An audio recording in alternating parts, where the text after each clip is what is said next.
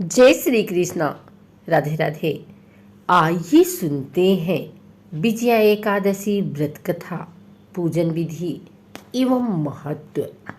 एकादशियों का महात्म्य सुनने में अर्जुन को अपार हर्ष की अनुभूति हो रही थी। जया एकादशी की कथा का श्रवण रस पाने के बाद अर्जुन ने कहा, हे पुंडरीकाक्ष, फाल्गुन माह की कृष्ण पक्ष की एकादशी का क्या नाम है तथा उसके व्रत का क्या विधान है? कृपा करके मुझे इसके संबंधों में विस्तार पूर्वक बताएं। श्री कृष्ण ने कहा, हे अर्जुन, फाल्गुन माह की कृष्ण पक्ष की एकादशी का नाम विजया है। इसके व्रत के प्रभाव से मनुष्य को विजय श्री मिलती है। इस विजय एकादशी के महात्म्य के श्रवण व पठन से सभी पापों का अंत हो जाता है।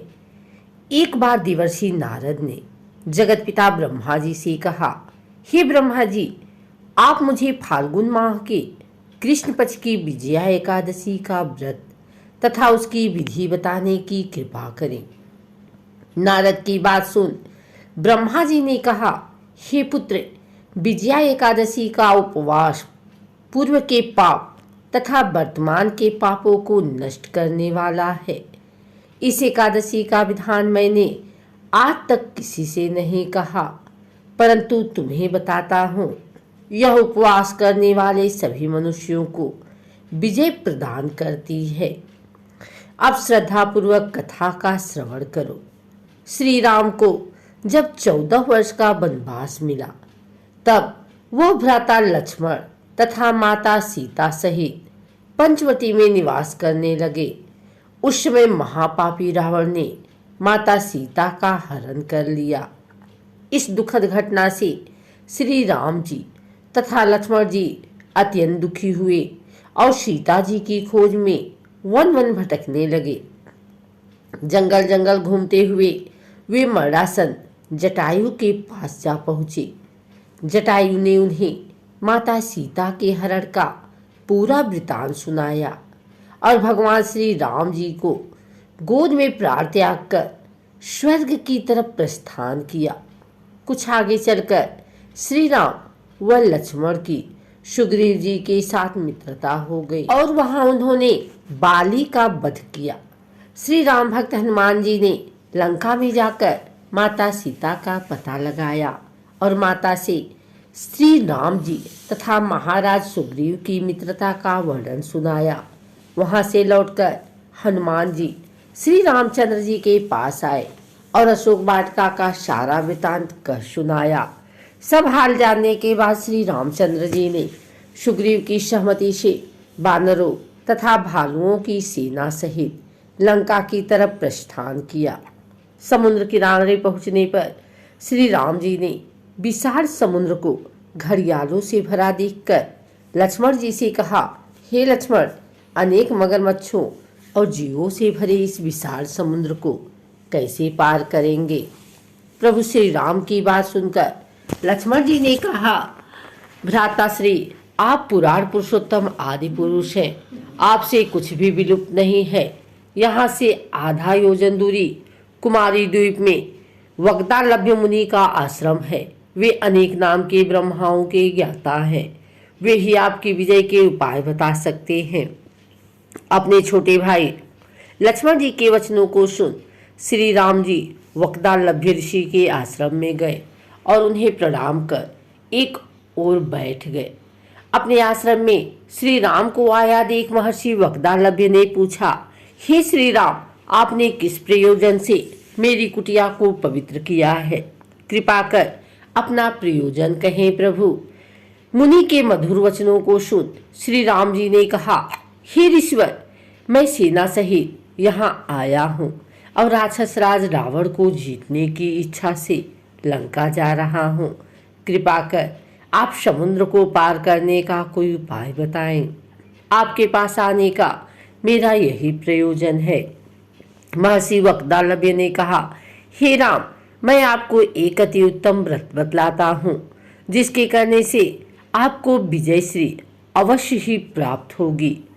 यह कैसा व्रत है मुनि श्रेष्ठ, जिसे करने से समस्त क्षेत्रों में विजय की प्राप्ति होती है। जिज्ञासु हो श्री राम ने पूछा। इस पर महर्षि वग्दालव्य ने कहा, हे श्री राम, फाल्गुन माह के कृष्ण पक्ष की विजया एकादशी का उपवास करने से आप अवश्य ही समुद्र को पार कर लेंगे और युद्ध में भी आपकी विजय होगी। हे मर्यादा पुरुषोत्तम, इस उपवास के लिए दशमी के दिन स्वर्ण, चांदी, तांबे या मिट्टी का एक कलश बनाएं। उस कलश को जल से भरकर तथा उस पर पंचपल्लव रखकर उसे वेदिका पर स्थापित करें। उस कलश के नीचे सतनजा अर्थात मिले हुए 7 अनार और ऊपर जौ रखें। उस पर विष्णु की स्वर्ण की प्रतिमा स्थापित करें। एकादशी के दिन स्नान आदि से निवृत्त होकर धूप, दीप, नैवेद्य, नारियल आदि से भगवान श्री हरि का पूजन करें। वह सारा दिन भक्ति पूर्वक कलश के सामने व्यतीत करें और रात को भी उसी तरह बैठे जागरण करें।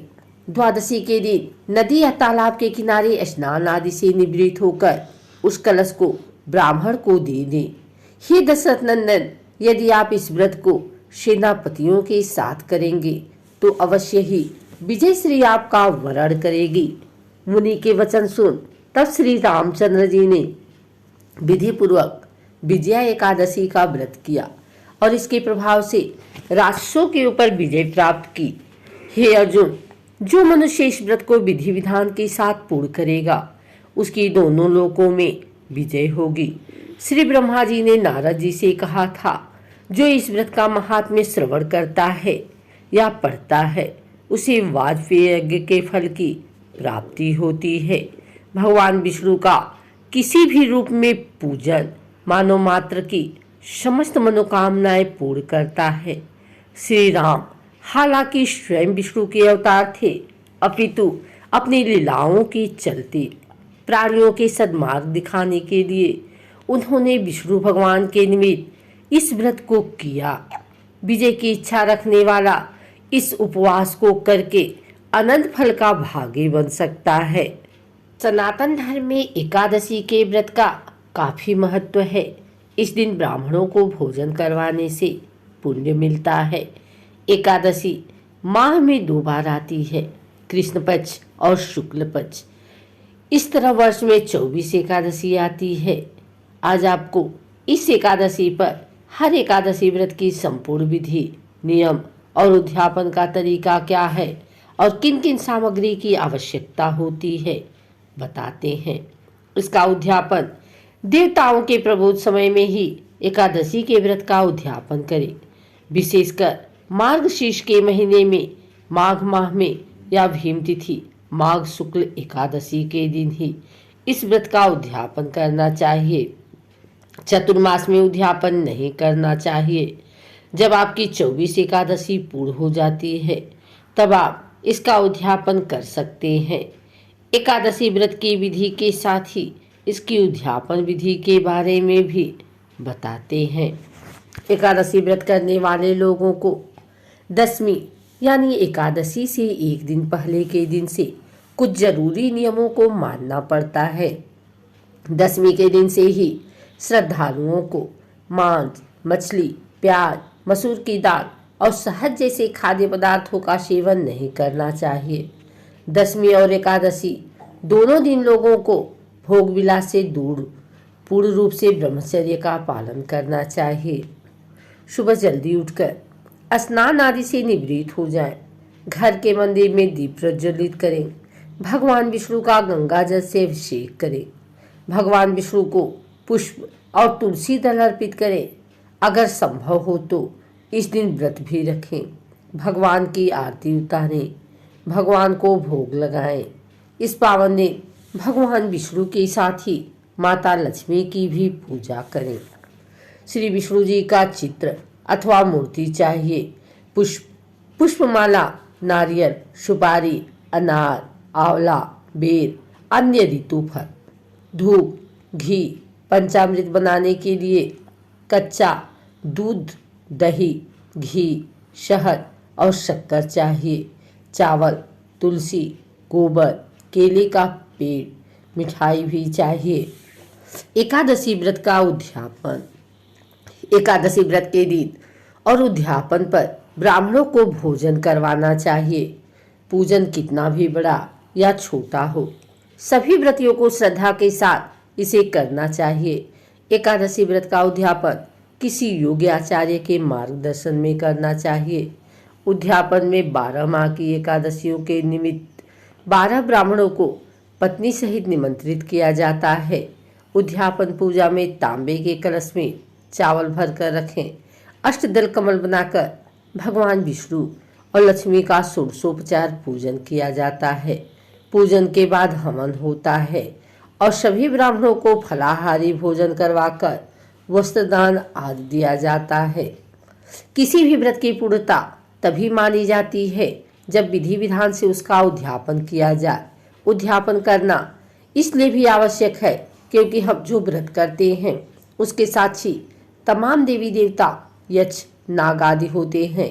ऐसे में उद्यापन के दौरान की जाने वाली पूजा और हवन से उन सभी देवी देवताओं उनका भी भाग प्राप्त होता है। इस दौरान किए जाने वाले दान दक्षिणा से व्रत की पूर्णता होती है और मन इच्छा का फल मिलता है।